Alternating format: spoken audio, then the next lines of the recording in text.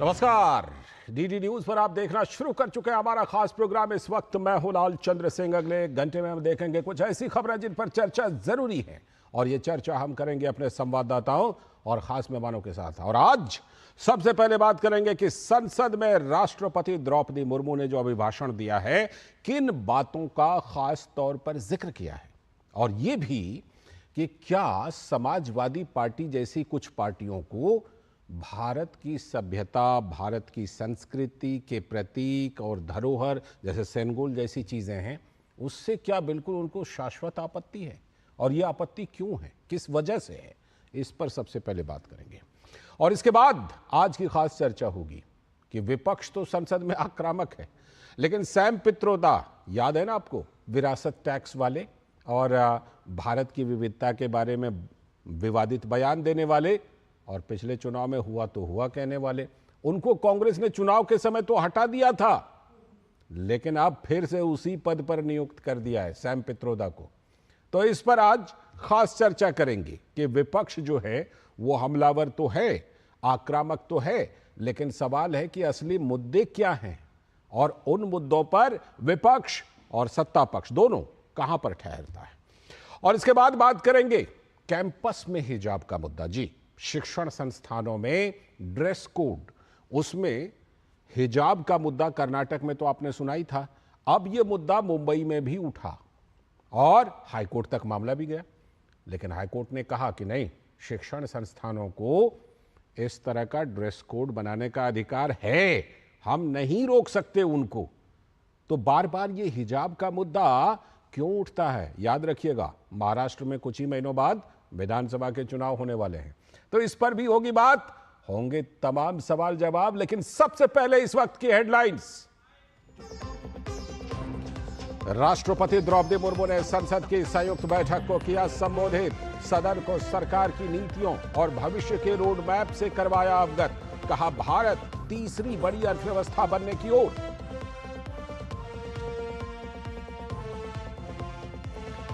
राष्ट्रपति द्रौपदी मुर्मू ने अभिभाषण के दौरान जोर देते हुए कहा, लोगों ने इस सरकार पर तीसरी बार जताया भरोसा। आगामी बजट को सरकार की दूरगामी नीतियों और भविष्य के विजन का प्रभावी दस्तावेज बताया। राष्ट्रपति ने आपातकाल पर बोला करारा हमला। कहा, 25 जून 1975 को लागू किया गया आपातकाल संविधान पर था सीधा हमला। भारतीय संविधान बीते दशकों में हर चुनौती और कसौटी पर उतरा खरा। महाराष्ट्र में आज से विधानसभा के मॉनसून सत्र की हुई शुरुआत। 12 जुलाई तक चलने वाले सत्र में कल पेश किया जा सकता है राज्य का बजट। उप मुख्यमंत्री और वित्त मंत्री अजीत पवार ने इकोनॉमिक सर्वे सदन में किया पेश। मौजूदा विधानसभा का होगा ये आखिरी सत्र। कर्नाटक के बाद अब मुंबई में हिजाब बना मुद्दा, लेकिन बॉम्बे हाईकोर्ट ने कहा, कॉलेज के ड्रेस कोड में कोई हस्तक्षेप नहीं। लेकिन मुद्दे पर राजनीति करने वाले नेताओं ने कहा, मुस्लिम महिलाओं को मौलिक अधिकार से किया जा रहा है दूर। तो सवाल उठ रहा है कि आखिर हर चुनाव से पहले हिजाब को क्यों बनाया जाता है मुद्दा।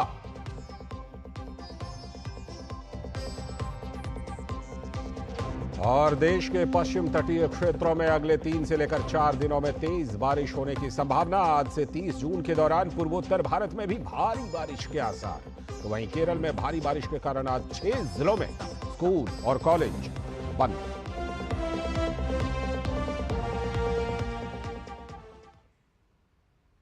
तो ये थी इस वक्त तक की हेडलाइंस। अब देखते हैं खबरों को विस्तार से। और आज सबसे पहले हम बात करने वाले हैं राष्ट्रपति के अभिभाषण की कि क्या कुछ खास इस अभिभाषण में, राष्ट्रपति के अभिभाषण में रहा।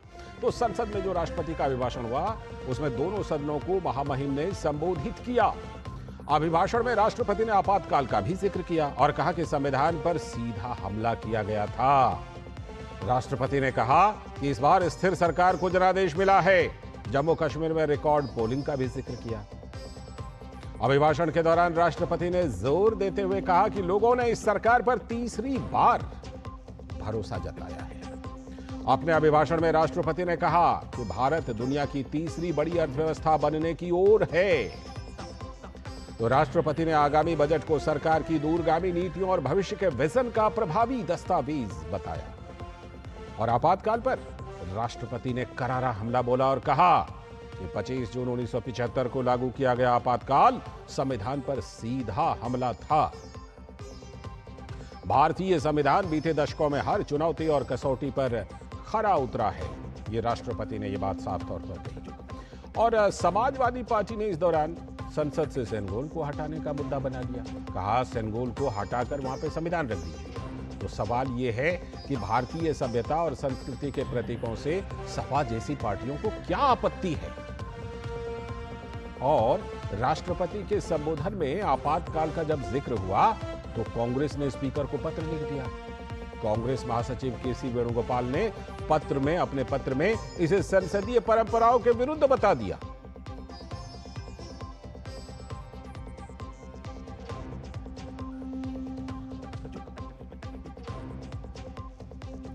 तो राष्ट्रपति के अभिभाषण पर भी आपत्ति है, पत्र लिखे जा रहे हैं। लेकिन राष्ट्रपति ने अपने अभिभाषण में पुराने समय में अस्थिर सरकार के दौरान सुधारात्मक कदमों को न उठाए जाने का जिक्र किया। उन्होंने कहा कि भारत की जनता ने निर्णायक बनकर इस स्थिति को बदल दिया है। देश में कई दशकों तक अस्थिर सरकार के दौर में कई सरकारें चाहते हुए भी ना रिफॉर्म कर पाए और ना ही आवश्यक निर्णय ले पाए। भारत की जनता ने निर्णायक बनकर इस स्थिति को बदला है। बीते 10 वर्षों में ऐसे अनेक रिफॉर्म्स हुई है जिनका बहुत लाभ देश को आज मिल रहा है।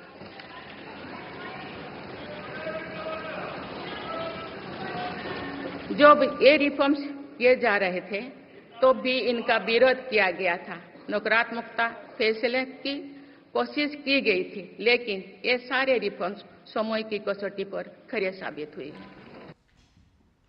और राष्ट्रपति ने कहा कि प्रतियोगी परीक्षाओं में पेपर लीक मामले पर दलीय राजनीति से ऊपर उठकर दोषियों के खिलाफ सख्त कार्रवाई करने के लिए सरकार प्रतिबद्ध है। साथ ही उन्होंने निष्पक्ष परीक्षा के लिए बनाए गए सख्त कानून की सराहना भी की।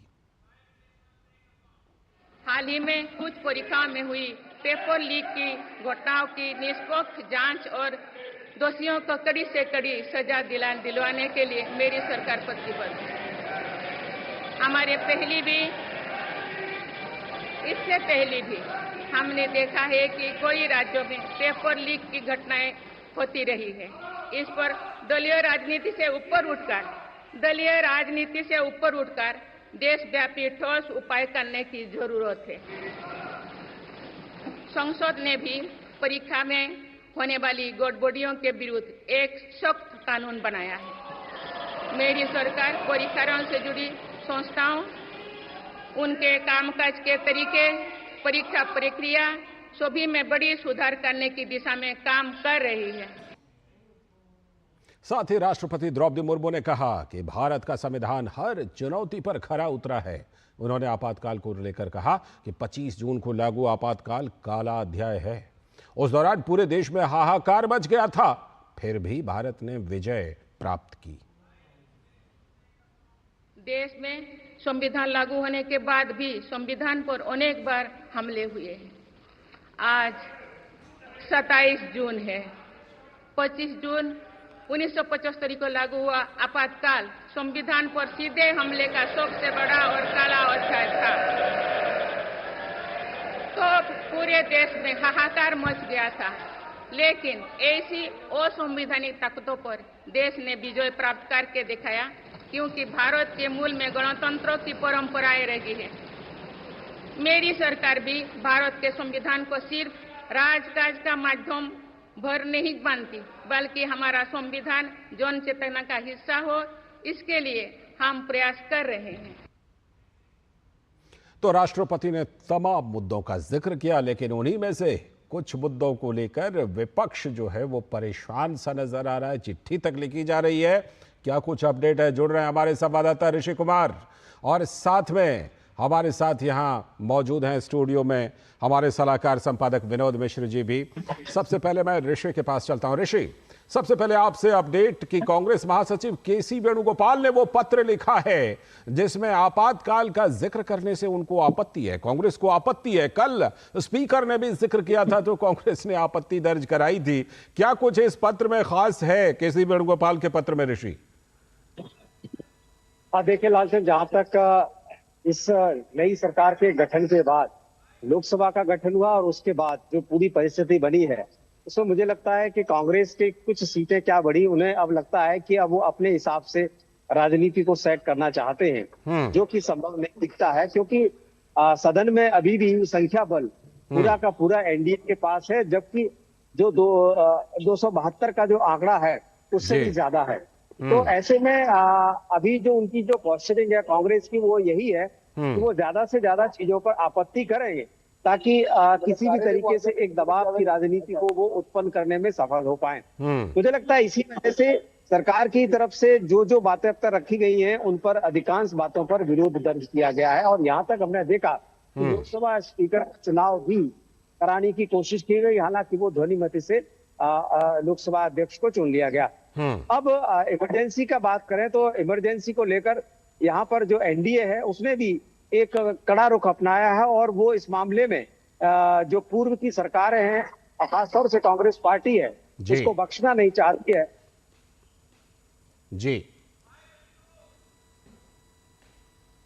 लगता है ऋषि की इसी वजह से जो कांग्रेस है वो इस बात को समझ रही है कि उसको जो वो नैरेटिव सेट करना चाह रही थी, ऐसे में उसके खिलाफ, क्योंकि ये संविधान का मसला इस बार काफी ज्यादा हुआ है चुनाव के दौरान भी और संसद में भी, तो ऐसे में बीजेपी ने उन पर एक पलटवार किया है कि संविधान का सबसे ज्यादा दुरुपयोग तो इमरजेंसी के समय हुआ था।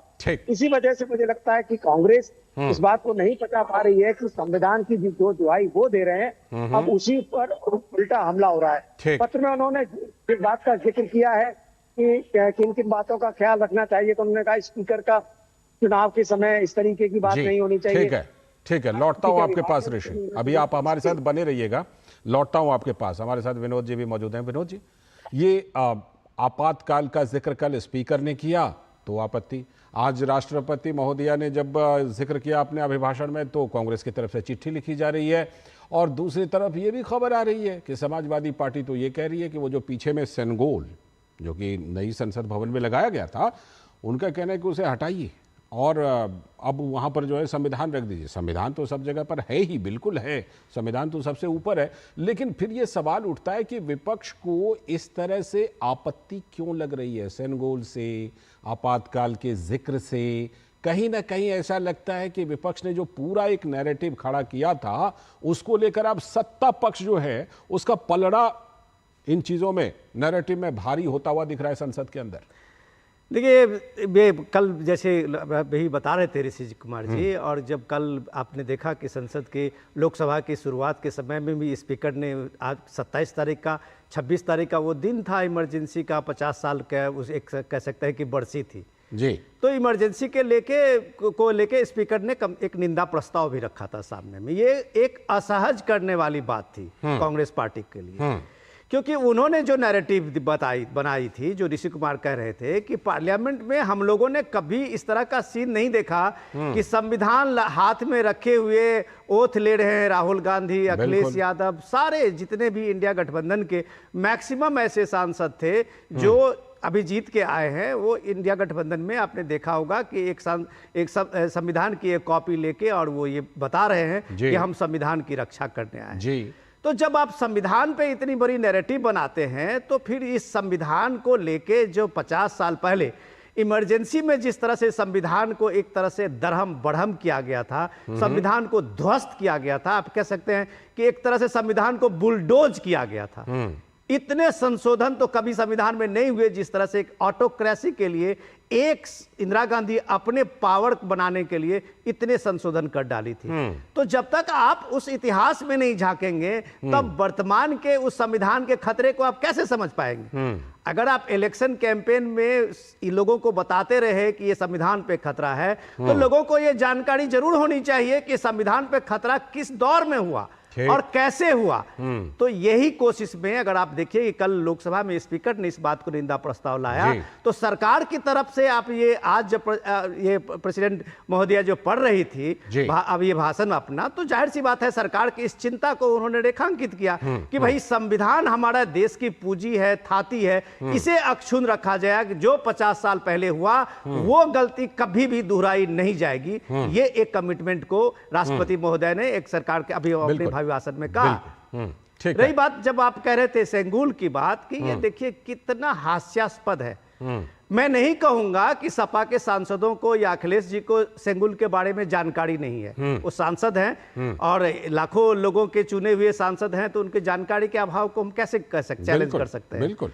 लेकिन इतनी बात तो जरूर है कि इन सारे पार्टियों को कम से कम भारत के परंपरा, भारत की संस्कृति के प्रति एक दुराग्रह है। जी। सेंगोल के बारे में वो जाने कि जब नए संसद भवन में प्राइम मिनिस्टर मोदी उस सेंगोल लेके आए थे, मुझे और आपको याद होगा कि सारे वो जो अधिनाम वहां के संत समाज हैं, उन लोगों ने सेंगोल की प्राण प्रतिष्ठा की थी और संसद भवन में मोदी ने पूजा अर्चना करने के बाद उसको प्रतिष्ठापित किया था। बिल्कुल। ये सेंगोल भारत की एक प्राचीन परंपरा के साथ साथ साक्षी है साउथ इंडिया के, दक्षिण इंडिया के जो वो सारे अधिनाम हैं उनकी परंपरा में आज भी कायम है।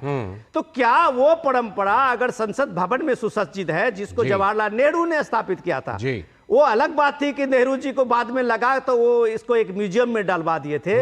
नरेंद्र मोदी ने भारत की जब बात करते हैं विकास के साथ विरासत की, तो अपने विरासत को भी सहेजना जानते हैं। और साउथ इंडिया की जो सेंगुल की परंपरा जो चोल डायनेस्टी के साथ में था, तो क्या इस देश को गर्व नहीं होना चाहिए कि ये राजदंड भारत के जो भारतीयता है, भारत का प्राण है, उसकी वापसी हुई है। ठीक, मैं ऋषि आपके पास चल के ये अपडेट लेता हूं। पिछले 2 दिनों की कार्रवाई ऋषि देखिए कि चाहे वो स्पीकर की बातों में जिक्र हो आपातकाल का, या फिर राष्ट्रपति के अभिभाषण में जिक्र हो, जिस चीज को कि विपक्ष ने अपना एजेंडा बनाया, चुनाव के बाद भी जिस तरह वो संविधान की कॉपी लेकर पहुंचे, अब लगता है कि क्या सत्ता पक्ष ने ये निर्णय ले लिया है क्या कि इसी मुद्दे पर अब फ्रंट फुट पर खेलना है, बैक फुट पर बिल्कुल नहीं जाना है। मुझे लगता है यही रणनीति है, क्योंकि जिस तरीके से कल लोकसभा अध्यक्ष का चुनाव हुआ, तो उसके बाद ऐसा लग रहा था कि सब कुछ शांतिपूर्व आज का दिन गया है। और जिस तरीके से विपक्ष ने अपने उम्मीदवार को तो उतारा, लेकिन उन्होंने वोटिंग के लिए प्रेस नहीं किया।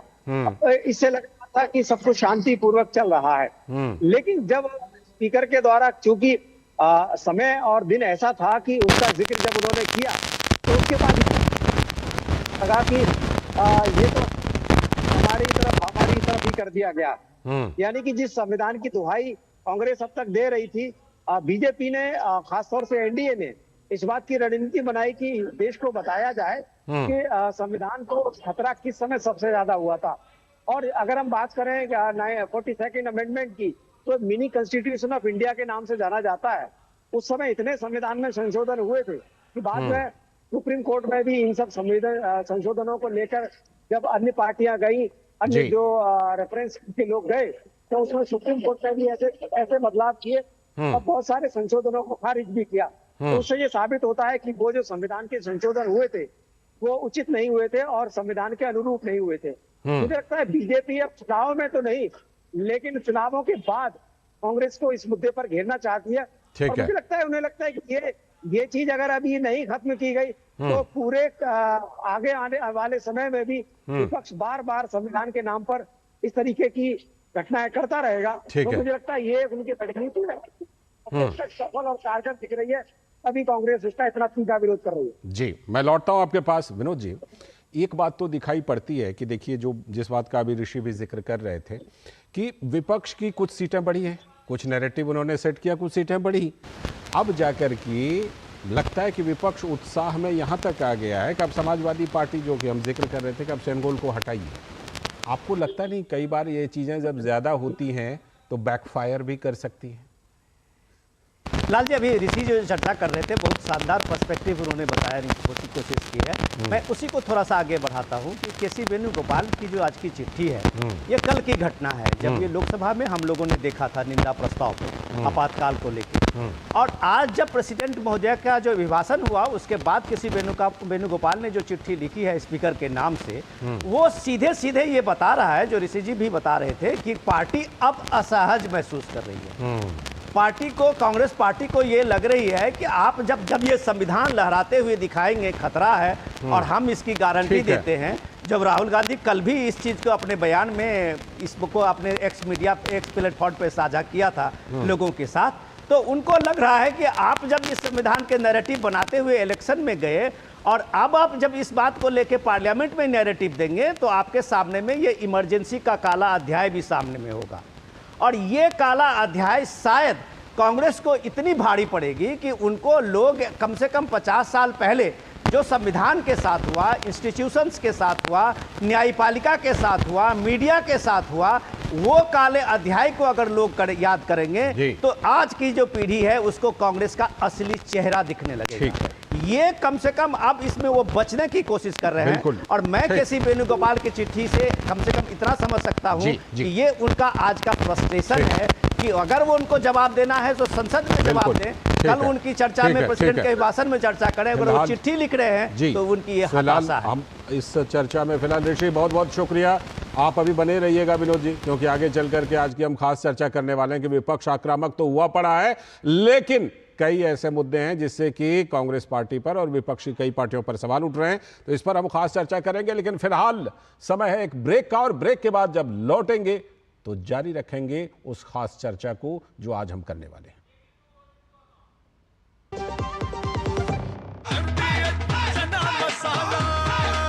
अब छोलिया हो या लोबिया, सफेद चने या काले चने, सब कुछ मजेदार बने। बात जब पीढ़ियों के लिए बनने वाले घर की हो तो जिम्मेदारी बड़ी हो जाती है। गैलेंट समझता है ये जिम्मेदारी। अब डबल एम रिब्स के साथ गैलेंट एडवांस TMT रीबार, निर्माण का रियल हीरो। घुटना, कंधा या कमर, चाहे जैसा हो दर्द, डॉक्टर ऑर्थो आपको देता है दर्द से पूरी आजादी। ये कोई टेम्पररी पेन किलर नहीं, आयुर्वेदिक औषधि है।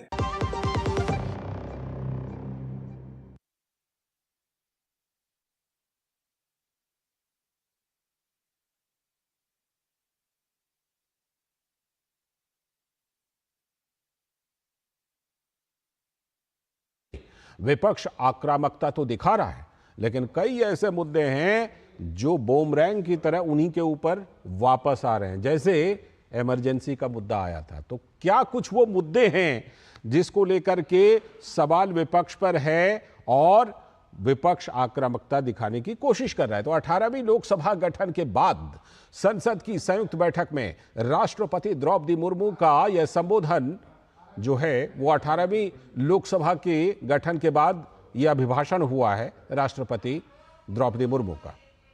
तो महामहिम के भाषण में सरकार के कार्यक्रमों और नीतियों की रूपरेखा बताई जाती है। यह परंपरा रही है, हम सब जानते हैं, संसदीय परंपरा। लेकिन आक्रामक विपक्ष की तस्वीर भी यहां दिखी।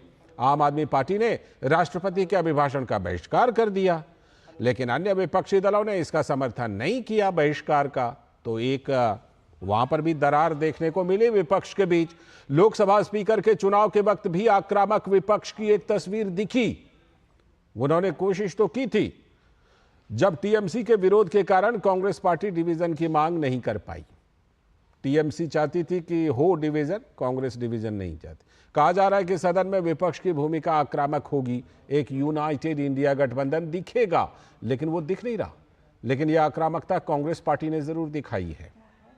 और क्या आक्रामकता है कि चुनाव खत्म होते ही विवादों में रहने वाले सैम पित्रोदा की वापसी हो गई है। सैम पित्रोदा को वापस उसी पद पर नियुक्त कर दिया गया, ओवरसीज कांग्रेस के अध्यक्ष पद पर। कांग्रेस पार्टी ने सैम पित्रोदा को इंडियन ओवरसीज कांग्रेस का अध्यक्ष नियुक्त कर दिया, तो फिर उन्हें हटाया ही क्यों था, यह सवाल उठ रहा है। चुनाव के दौरान उन्होंने भारत की विविधता पर कहा था कि दक्षिण भारत के लोग अफ्रीकी की तरह दिखते हैं, अफ्रीका वालों की तरह। पूर्वोत्तर राज्यों के लोग की तुलना उन्होंने चीनी नागरिकों से कर दी थी, और पश्चिमी भारत के लोग को कहा था कि वो अरब मुल्कों की तरह दिखते हैं। नॉर्थ यानी उत्तर के लोग गोरे जैसे रंग भेद टिप्पणी करके पित्रोदा ने भारत की सिविलाइजेशन स्टेट की भूमिका को खारिज किया था। तो इनहेरिटेंस टैक्स, विरासत टैक्स, और जो हुआ सो हुआ। जैसे चर्चित पित्रोदा से तब कांग्रेस ने पल्ला झाड़ लिया था, लेकिन पीएम मोदी ने चुनाव के दौरान कहा था कि कांग्रेस पार्टी योजना बनाकर ऐसे लोगों के कई शगुफे छोड़ती ही रहती है। हो हल्ला होने पर पार्टी कुछ दिनों के लिए इसे किनारा कर लेती है, बाद में मेन स्ट्रीम में लेकर आ जाते हैं। अब सैम पित्रोदा को फिर ले आए, कांग्रेस पार्टी ले आई तो गुरु की वापसी हो ही गई। तो गुरु को वापस ले आए सैम पित्रोदा को, लेकिन एक सवाल जरूर खड़ा हो गया है कि क्या कांग्रेस पार्टी पित्रोदा के रंगभेद टिप्पणी से अब सहमत हो गई है, और उस समय चुनाव के दौरान असहमत थी इसीलिए हटाया था क्या? तो क्या भ्रम पैदा करना, माहौल बदलना, नए नए मुद्दे जोड़ना, ये कांग्रेस के एजेंडे में हमेशा से रहा है? ये सवाल उठना स्वाभाविक है। आक्रामक विपक्ष को नेतृत्व देने में लोकसभा में प्रतिपक्ष के नेता राहुल गांधी की बड़ी भूमिका हो सकती है। अब देखना यह है कि कांग्रेस पार्टी लोकसभा चुनाव के बाद क्षेत्रीय क्षत्रपों के एम्बिशन को कितनी जगह दे पाती है, कितना उनको एडजस्ट कर पाती है।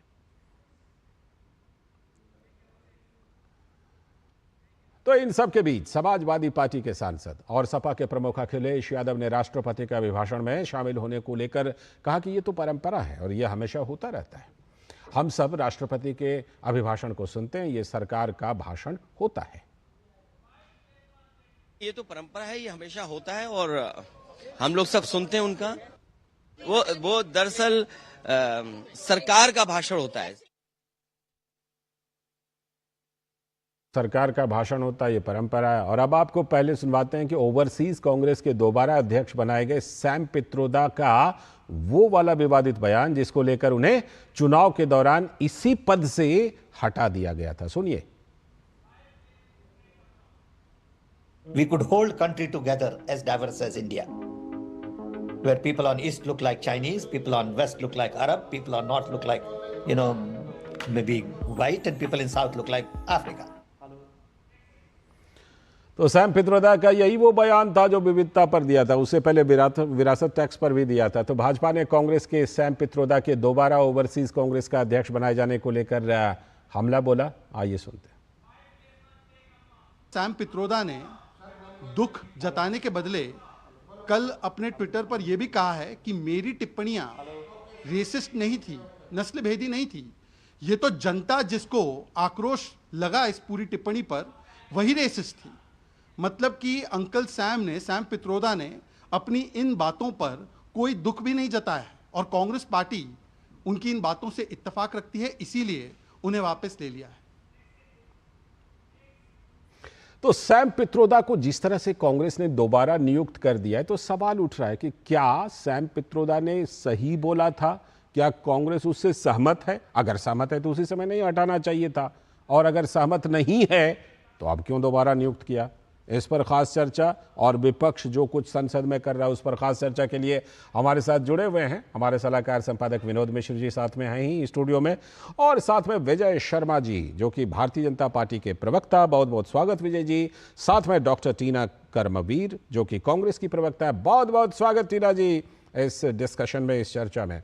मैं चर्चा को आगे बढ़ाता हूं विनोद जी के जरिए। विनोद जी, ये सवाल तो ये उठता है, और देखिए ये बात हम लोग पहले भी चर्चा कर रहे थे ना, जिस समय सैम पित्रोदा को हटाया गया था, कि देखिएगा फिर चुनाव के बाद सैम पित्रोदा की नियुक्ति इसी पद पर हो जाएगी। अब देखिए बिल्कुल सच, वो बात बिल्कुल सच निकली।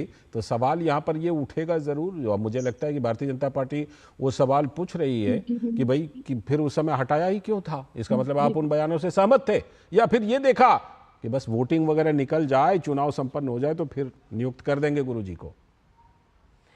लाल जी, आपके रिपोर्ट से अगर मैं आऊं तो दो तस्वीर है। एक तस्वीर जब आप देखते हैं कि वहां आम आदमी पार्टी ने आज प्रेसिडेंट के अभिभाषण को बहिष्कार किया था, तो दूसरी पार्टियों को आपने देखा कि उसमें कोई सहयोग नहीं था इंडिया गठबंधन में। ऐसा ही नजारा कल भी था। ऐसा ही नजारा आपने कल भी देखा। जो आक्रामक विपक्ष की भूमिका में इंडिया गठबंधन ने अपना एक रिजोल्यूशन लिया था कि हम आक्रामक दिखेंगे और एक साथ दिखेंगे। वो 2 दिन की घटना में आप देखिए कि कल स्पीकर के चुनाव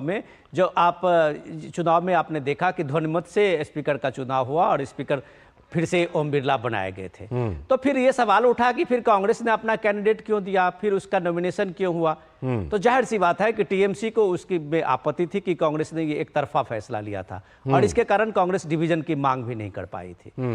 तो अब सवाल है कि आज के ही दिन जब आपने देखा इस तरह से, तो क्या ये साफ है कि कांग्रेस को अब आम आदमी पार्टी की जरूरत नहीं है? इसलिए वो जो आम आदमी पार्टी के सांसद थे, बहिष्कार करके वो तख्ती लेके बाहर खड़े थे। उनके साथ इंडिया गठबंधन के कोई सांसद आज उनकी भूमिका में नहीं थी और ना उसमें कोई आए। केजरीवाल तिहाड़ में कोई चर्चा तो नहीं अब करते। सवाल यही है कि तो इनकी ये तकलीफ तो जायज है ना? कांग्रेस पार्टी को ये पता लग गया कि पंजाब में वो अपने दम पे इतने सांसद जीत के आए हैं, दिल्ली में हम फिर से केजरीवाल के खिलाफ में जो मूवमेंट बना है, हम खुद अपनी जमीन तलाश कर सकते हैं, तो उनको अब आम आदमी पार्टी की जरूरत नहीं है। तो शायद वो इस बात से अपना किनारा कर लिया है। रही बात, जब आप इस बात को कह रहे थे कि ये श्याम पित्रोदा की बात में, तो वो देखिए कि श्याम पित्रोदा ने ब्लू स्टार ऑपरेशन के बारे में भी कहा था, और पंजाब सिख के जो दंगे हुए थे उसके बारे में कहा था कि जो हुआ सो हुआ। तो पार्टी ने ये मान लिया है कि जो हुआ सो हुआ। श्याम पित्रोदा ने जो बोला, अपने आप देखिए, जयराम रमेश ने बाकायदा एक चिट्ठी लिख के बात कही है कि श्याम पित्रोदा अब आगे से ऐसी बात नहीं करेंगे। तो इसलिए उनके जो राजनीतिक गुरु हैं राहुल गांधी के, वो इंडियन ओवरसीज के जो अध्यक्ष की उनको फिर से अपॉइंटमेंट हुआ है। तो जाहिर सी बात है कि श्याम पित्रोदा जो जितनी भी बातें कही हो यहाँ भारत के बारे में, कि वो सारे लोग जो हैं वो कोई अरब के जैसे दिखते हैं, कोई चाइनीज दिखते हैं, कोई यहाँ पठान जैसे दिखते हैं, वो एक तरह से कांग्रेस ने इस बात मान लिया कि जो हुआ सो हुआ। अब श्याम पित्रोदा फिर से उस भूमिका में आ गए। फिर से गुरुजी आ गए। डॉक्टर टीना कर्मवीर जी, फिर से गुरुजी को नियुक्त कर दिया। हम लोगों को पहले से ये पता था कि शायद ऐसा होगा, लेकिन संभावना ही थी। अब देखिए, यहाँ पर ये सवाल तो उठना स्वाभाविक है टीना जी, कि क्या श्याम पित्रोदा के बयान से पहले कांग्रेस असहमत थी, अब सहमत हो गई, या कांग्रेस ने ये देखा कि चलो चुनाव निकल जाने दो, फिर से नियुक्त कर देंगे गुरुजी को? जी शुक्रिया। देखिए, सबसे पहले तो मैं बताना चाहती हूँ कि भारतीय राष्ट्रीय कांग्रेस पार्टी श्याम पित्रोदा जी के बयान से पूरी तरीके से असहमत है। और ये मैंने आपके चैनल पे जब मोदी अभियान चला कि जिस तरीके से उनके बयान को तोड़ा मरोड़ा गया, और मैं आपके साथ डिबेट में थी, मैंने तब भी ये कहा था कि हम इस बयान से पूर्णतः असहमत है। बिल्कुल पूर्णतः असहमत है। मुझे और आज अगर वो उन्होंने अपने आप सहमति से उन्होंने ये जो इस्तीफा दिया था उस समय, और इसमें हमने कोई उनको प्रेशर नहीं दिया था, दबाव में उन्होंने कोई इस्तीफा नहीं दिया था, उन्होंने अपनी मर्जी से इस्तीफा दे दिया। देखिए, ये कहने की बातें होती है टीना जी, ये कहने की बातें होती है। देखिए, सबसे बड़ी बात तो ये है कि आज जो भारतीय जनता पार्टी है, इनके जो कितने नेता थे जो बार बार ये बयान दे रहे थे कि देश का संविधान बदल जाएगा, इस संविधान बदल देंगे, ऐसा बयान दे देंगे, क्या आज उनको पार्टी से निकाला गया? ऐसा नहीं हुआ। लेकिन आप ये देखिए कि श्याम पित्रोदा जी ने खुद से अपने सब निर्णय लेकर उन्होंने इस्तीफा दे दिया। लेकिन अब इस तरीके के बयान से बचा जाएगा और नहीं बोलेंगे वो इस तरीके से। उन्होंने एक तरीके का जिस तरीके से, क्योंकि देखिए भारतीय राष्ट्रीय कांग्रेस पूर्णतः सहमत है, लेकिन मोदी क्योंकि इनके पास कुछ बचा नहीं है, तो ये क्या करते हैं कि हमारे नेताओं के बयानों को तोड़ मरोड़ के पेश करने की कोशिश करते हैं, और मीडिया भी उस पर डिबेट करता है। जबकि डिबेट किस पर होनी चाहिए? डिबेट इस विषय पर होनी चाहिए कि आज कांग्रेस पार्टी ने फिर से नीट के ऊपर एक प्रोटेस्ट किया है। उस पर तो आऊंगा, अलग से आऊंगा, लोग जो है उस पर आऊंगा, मैं उस पर आऊंगा पूरी तरीके से उस पर आऊंगा, टूट चुके हैं, और कितने बच्चे जो है आत्महत्या कर रहे हैं, उस पर पूरी तरीके से मीडिया को उस पर संज्ञान लेना चाहिए। संसद का पूरा फ्लोर खुला हुआ है, आप बिल्कुल बात कर सकती है। मैं आता हूं उस पर, आता हूं। हम तो संसद में पहले श्याम पित्रोदा वाले मुद्दे पर, श्याम पित्रोदा वाले मुद्दे पर मैं पहले बात कर लेता हूं। आपने बताया कि भाई इनके नेताओं ने बयान दिया संविधान पर, हाँ ठीक है, एक दो नेताओं ने बयान दिया था, लेकिन उसके बाद बड़ी बड़ी रैलियों में प्रधानमंत्री, गृह मंत्री जो हैं वो दर्जनों बार संविधान पर बोले, दर्जनों बार। मैं कह रहा हूं अगर उसको गिना जाए सारे बड़े नेताओं का तो वो आंकड़ा 150 भी पहुंच सकता है। खैर विजय जी, श्याम पित्रोदा को तो इन्होंने दोबारा नियुक्त कर दिया, आपको क्या आपत्ति है? उनका कहना है कि मैं आ रहा हूं, टीना जी आ रहा हूं, मैं आ रहा हूं टीना जी। विजय जी उनका कहना है भाई उस समय उन्होंने इस्तीफा दिया था, अब वो उन्होंने इच्छा जाहिर की, फिर से नियुक्त कर दिया, तो भारतीय जनता पार्टी को क्या आपत्ति? विजय जी बताइए।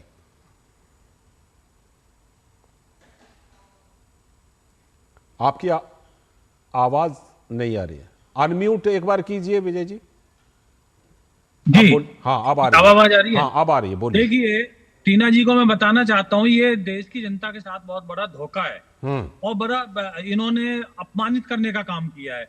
जो व्यक्ति देश की जनता को अफ्रीकी मूल से तुलना करता हो, गोरों से करता हो, चाइनीज से करता हो, तो आप मुझे बताइए ऐसे इंसान को ये दोबारा उसी पोस्ट पे महिमा मंडित कर रहे हैं। आप मुझे बताइए, इसका मतलब ये चुनाव के दौरान ये देश की भोली भाली जनता को क्या मूर्ख समझते हैं ये क्या? ये जनता बड़ी शानी है, इसके करोड़ों आंखें करोड़ों कान है। जनता जो है इनको लेकिन चुनाव तो बीत गया, चुनाव तो बीत गया। कोई बात नहीं, एक मिनट में बताता हूँ। देखिए आप मुझे बताइए कि ये पित्रोदा जी हैं कौन? ये राहुल गांधी जी के गुरु हैं, इनकी माता जी के फ्रेंड है, इनके पिताजी के फ्रेंड है वो। अच्छा, विवेक देवरॉय कौन है? विवेक देवरॉय कौन है ये बताइए, जो संविधान बदलने के लिए। ताकि ये कोई हमारी सड़क पे डिबेट नहीं हो रही है। आप एक राष्ट्रीय चैनल पे बैठे हो, आपकी बारी। ठीक है, अपनी अपनी बारी पर रख लीजिए, अपनी अपनी बारी पर अपनी अपनी बातें, अपनी अपनी बारी पर अपनी अपनी बातें रखिए दोनों लोग। अभी विजय जी का नंबर है, फिर टीना जी आपके पास आऊंगा मैं। हाँ बोलिए। जो मर्जी बोलते चले जाएंगे। वो आदमी विरासत टैक्स की बात करता है। आप देखिए टाइमिंग देखिए, चुनाव खत्म होते के साथ ही उसको दोबारा बना दिया जाता है। तो ये कहा जाएगा कि ये कांग्रेस की सोच थी। इनका मैनिफेस्टो पढ़ लीजिए, जो उस व्यक्ति ने बोला है वही मैनिफेस्टो बोलता है इनका। तो आप इस तरह से उसको बचाव कर सकते हैं? नहीं कर सकते। ये राहुल गांधी के बयान थे जो विदेश में पित्रोदा जी के मुंह से बोले गए हैं, तो ये बचाव नहीं कर सकते। जो संविधान के लिए मोदी जी के बयान थे, ये कहना चाहते हैं। एक बार उनको पूरी कर लेने दीजिए, फिर बोलिएगा टीना जी। टीना जी मैं आऊंगा आपके काउंटर के लिए, आपके काउंटर के लिए आऊंगा टीना जी, उनको पहले पूरी कर। कुछ तो सीख लीजिए, कुछ तो सीख लीजिए कि आपको जब बारी मिले, कोई बोला था कि आपके बीच में, अब ये इन्होंने। हाँ ये बात सच है, विजय जी ने बिल्कुल शांति से सुना था आपको। सुनिए। तो अब आप मुझे बताइए, ये कहते हैं कि संविधान पर बोले थे हमारे नेता, आपको याद नहीं है, आपको पता नहीं है कि हमने उनकी टिकट काट दी और हमारे प्रधानमंत्री, यशस्वी प्रधानमंत्री ने छाती ठोक के कहा था टिकट काट दी। वो भी संविधान नहीं बदला जाएगा। संविधान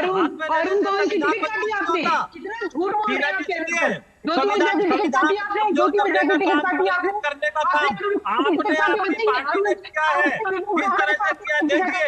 अगर एक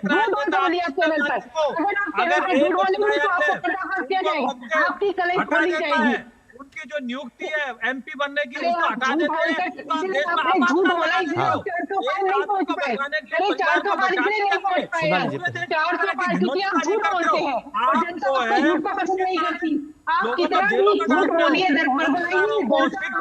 कोई भी अभिव्यक्ति की आजादी, गला घोट देते हो, मौलिक अधिकारों का छीन लेते हो, ये आपको शर्म आनी चाहिए। और उसका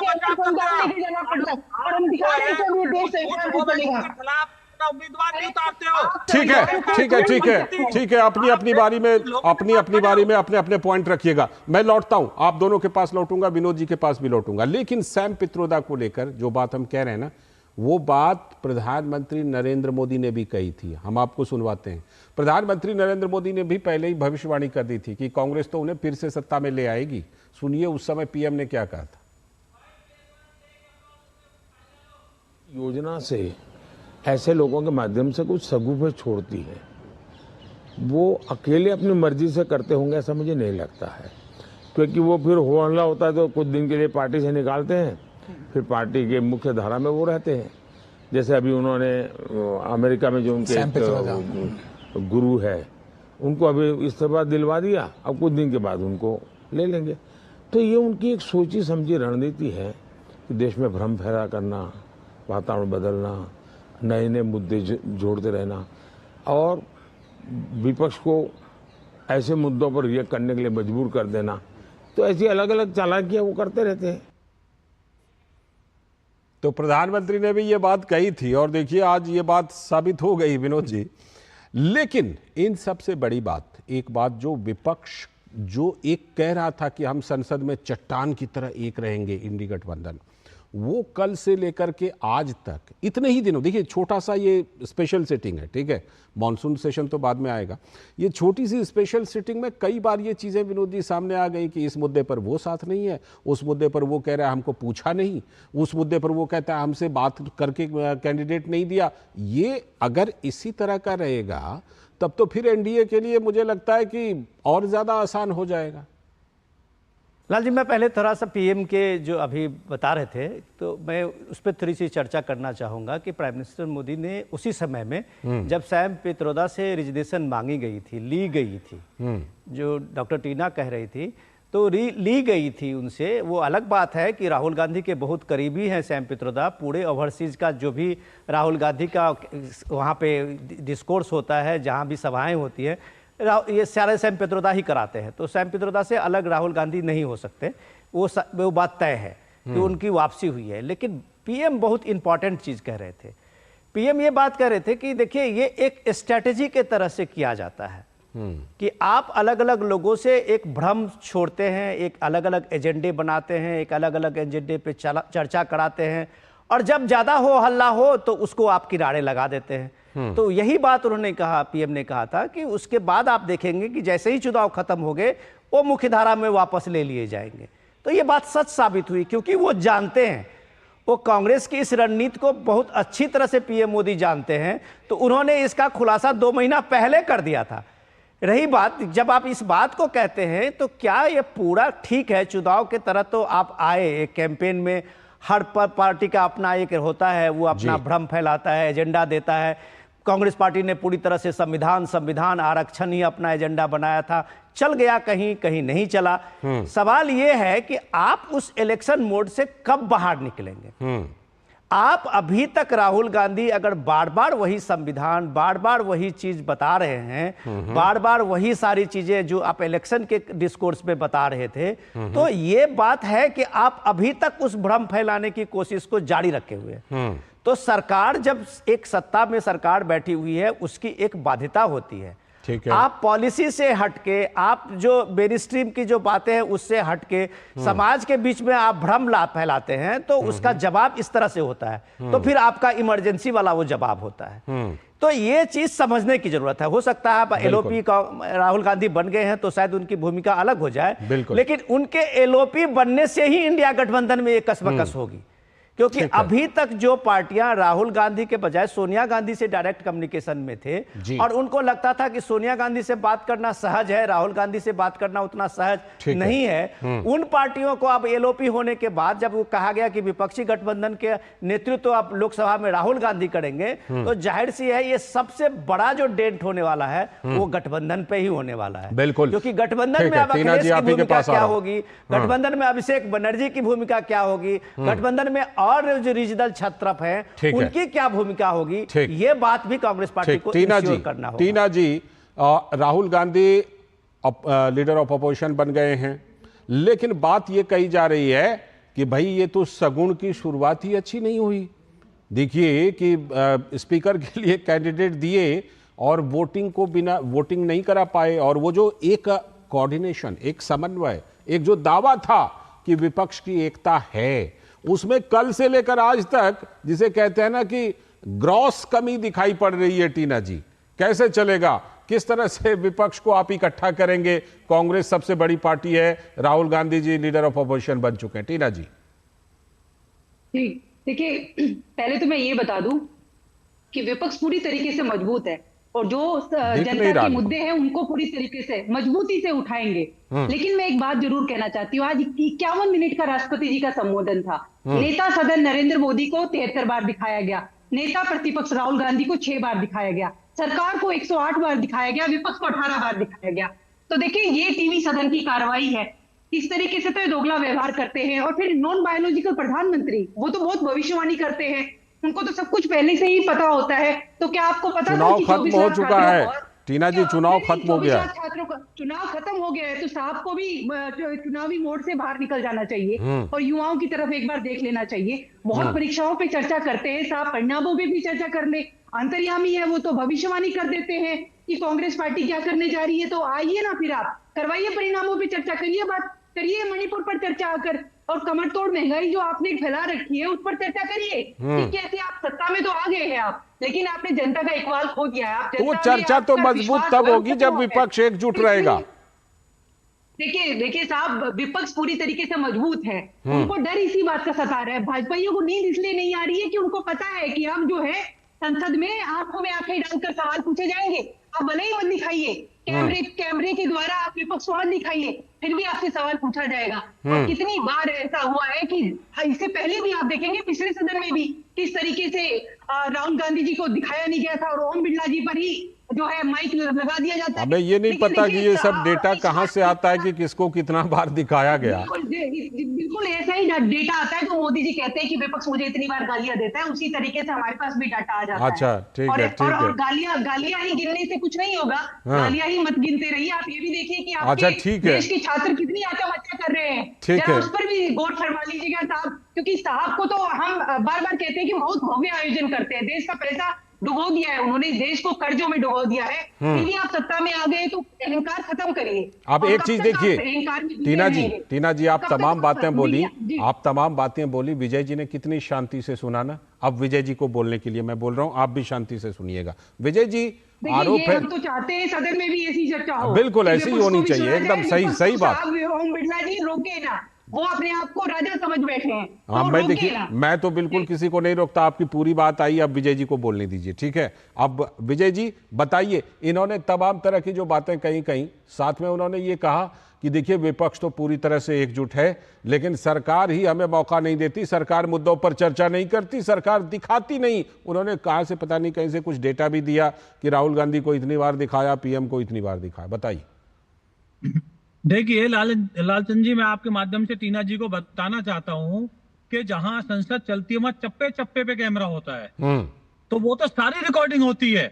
वहां तो देखने दिखाने ना दिखाने का सवाल ही नहीं उठता। ये तो टीवी चैनल के ऊपर होता है। अब मैं इनकी मुद्दे की बात करता हूँ। ये बताते हैं कि मणिपुर पे ये भाग जाते, चर्चा नहीं कराते। भाई हमने संसद में चर्चा कराई, आपके नेता भाग गए संसद छोड़ के, उन्होंने कुछ बोला ही नहीं। दूसरे इन्होंने महंगाई की बात की। इनके दौर में महंगाई 12% तक करीब पहुंच गई थी। हमारे दौर में 10 साल में एक बार भी 2.5 तक भी नहीं पहुंचने दी हमने, 5% के। तो मैं तथ्य के आधार पे बात करता हूं। तीसरी बार इन्होंने बोला कि गरीबी पे बात कीजिए। 25 करोड़ लोगों को हमने गरीबी से बाहर कर दिया, और गरीबी से पार उठने के बाद भी हम उनको सहायता दे रहे हैं, वो दोबारा गरीबी में ना आ जाए, इसलिए हम सहायता प्रदान कर रहे हैं। तो आप मुझे बताइए, रोजगार की आप बात करते हो, किस तरह से हमने यूनिवर्सिटी खोली है, एम्स खोले हैं, हॉस्पिटल खोले, एयरपोर्ट खोल रहे हैं। गांवों में हमने किस तरह से 4.25 लाख करोड़ सड़कें बनाई है। तो आप मुझे बताइए, किस तरह से हम जनधन खाते के माध्यम से, डीबीटी के माध्यम से 34 लाख करोड़ रुपए हमने डायरेक्ट पहुंचाया है। आपके राजीव गांधी जी कहते थे कि 15 पैसा पहुंचता है वहां पे 1 रुपए में। तो हमारा आप जो करोगे, आप तो कहीं आसपास, आप तो भ्रष्टाचार, आपके अगर मैं गिनवाऊं तो सारा ये डिबेट भ्रष्टाचार में खत्म हो जाएगी। उन्होंने ये भ्रष्टाचार किया, उन्होंने ये, हमारा आप गिनोगे तो हमारा काम जरूर आप कह सकते हो कि इतना होना चाहिए, लेकिन ठीक है। यानी कहने का मतलब ये कि आप हर मुद्दे पर चर्चा को तैयार हैं। तो टीना जी, मौका पूरा है। देखिए, ये तो स्पेशल सिटिंग है, मॉनसून सेशन आने वाला है, सब लोग इकट्ठा होकर मुद्दे को उठाइए, लेकिन इकट्ठा होना तो जरूरी है, इकट्ठा रहना तो जरूरी है, उसी पर सवाल उठ रहे हैं। फिलहाल बहुत बहुत शुक्रिया, समय की कमी है। विजय जी बहुत बहुत शुक्रिया, टीना जी शुक्रिया, विनोद जी आपका भी बहुत बहुत शुक्रिया इस चर्चा में। अभी वक्त है एक ब्रेक का, और ब्रेक के बाद जब लौटेंगे तो बताएंगे कि महाराष्ट्र में विधानसभा चुनाव होने वाला है, तो अब मुंबई में हिजाब का मुद्दा उठ रहा है, बताएंगे आपको। अब तक टेस्टी राजमा बनाना नहीं आया। बिना MDH राजमा मसाला के टेस्टी राजमा कैसे बनेगा? MDH राजमा मसाला, क्या स्वादिष्ट राजमा बनाए। Here gravity and physics don't call the shots, and sound travels slower than you. This is a different kind of place. That's why we're looking for different kind of people, for whom excellence is not a job, but a way of being, be it in the sky or on the ground. We are looking for an invincible team of invincible people. People who are a cut above. Join the Indian Air Force to be a cut above.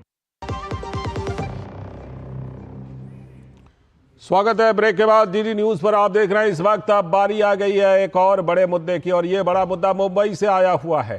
Campus में हिजाब पर high court का फैसला आया। Bombay high court ने मुंबई के college परिसर में हिजाब, बुर्का, नकाब पर प्रतिबंध को जारी रखा। कोर्ट ने माना किसी संस्थान में अनुशासन के लिए नियम बनाना कॉलेज प्रशासन का अधिकार है। कुछ छात्राओं ने दरअसल कॉलेज प्रशासन के कैंपस के अंदर हिजाब और बुर्का मनाही के विरोध में हाईकोर्ट में याचिका डाल दी थी। कर्नाटक के एजुकेशन डिपार्टमेंट ने सरकारी स्कूलों के लिए ड्रेस कोड लागू किया था, आपको याद होगा वो वाला विवाद जो उठा था। तो कर्नाटक में कुछ मुस्लिम छात्राएं हाईकोर्ट से लेकर सुप्रीम कोर्ट तक कर्नाटक हिजाब मसले को लेकर गई थी। लेकिन कोर्ट ने शिक्षण संस्थानों में हिजाब, बुर्का आदि पहनने को मौलिक अधिकार नहीं माना था। कहा ये नहीं, मौलिक अधिकार के अंतर्गत नहीं आता। बॉम्बे हाईकोर्ट ने भी कहा कि कॉलेज में हिजाब पर प्रतिबंध आर्टिकल 19 और 25 का विरोध नहीं है। तो कॉलेज प्रशासन ने परिसर में बाकायदा चेंजिंग रूम की व्यवस्था की है कि आप पहन के आइए बाहर से, कोई दिक्कत नहीं है, यहां बदल लीजिए। तो ये चेंजिंग रूम में लड़कियां हिजाब, बुर्का उतारकर नॉर्मल ड्रेस में क्लास अटेंड कर सकती हैं, इसकी पूरी व्यवस्था की है कॉलेज प्रशासन ने। लेकिन फिर भी जिद, लेकिन कुछ नेताओं की जिद ने इसे बड़ा मुद्दा बनाने की कोशिश की और वही लोग कुछ छात्राओं को भड़काते रहते हैं। कर्नाटक की तरह ही अब मुंबई में भी इसे मजहबी रंग में रंगने की कोशिश हो रही है। चुनाव है महाराष्ट्र में, तो इस पर हम जुड़ेंगे अपने संवाददाता से। लेकिन फिलहाल वक्त है एक ब्रेक का, और ब्रेक के बाद जब लौटेंगे तो संवाददाता से जुड़कर देखेंगे क्या कुछ हाईकोर्ट ने इस बारे में और ज्यादा कहा है। पाव भाजी को फेवरेट बनाता है MDH पाव भाजी मसाला। MDH पाव भाजी मसाला। MDH बनाए पाव भाजी लाजवाब।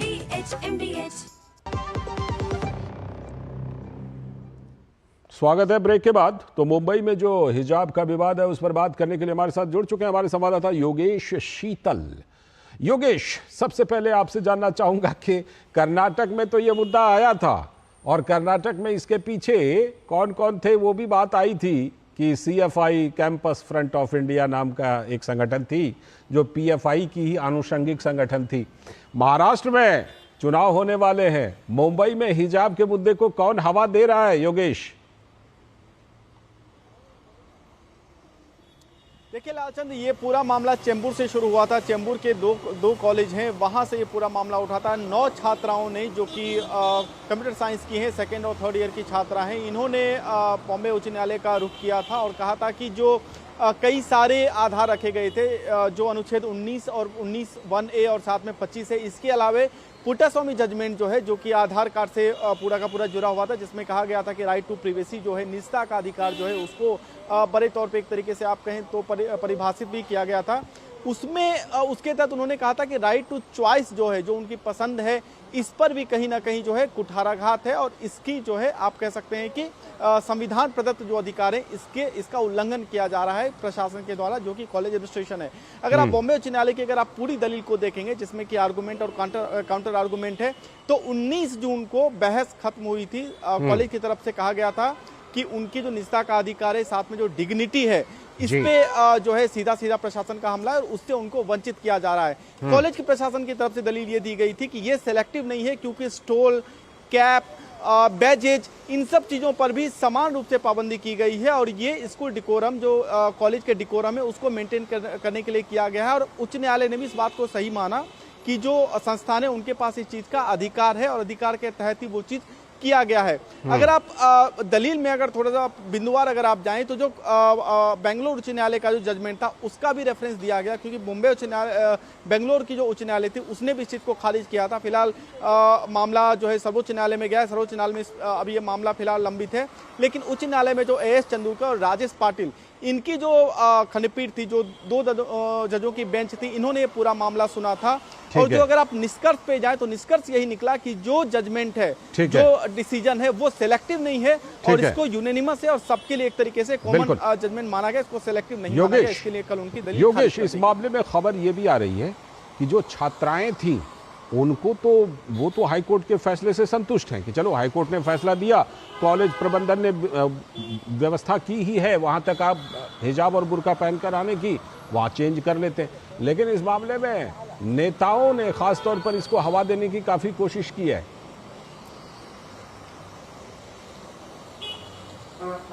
देखिए, अगर राजनीतिक दृष्टिकोण से देखें तो आपने सही कहा, पहले सवाल में ही आपने सही कहा था कि जो महाराष्ट्र है उसमें चुनाव होने वाला है महाराष्ट्र में, और ये चीज़ें काफ़ी ट्रिगरिंग पॉइंट होती है। अगर आप किसी समुदाय विशेष को इस तरीके की संवेदनात्मक चीज़ें जो कि उनके धर्म से जुड़ी हुई हो, जो उनके पहचान से जुड़ी हुई हो, उस पर अगर आप उनको आंदोलित कर सकें तो हो सकता है कि वो चीजें मत में भी परिवर्तित हो जाती है। और ऐसा आप कह सकते हैं कि देश के विभिन्न हिस्सों में इस तरह के मामले उठते रहते हैं। हालांकि इसको लेकर कोई आक्रामक बयानबाजी फिलहाल नहीं दिखी है, लेकिन आने वाले दिनों में क्या होगा उस पर नजर रहेगी। और ये बात बिल्कुल है कि आने वाले दिनों में चुनाव तो होना है।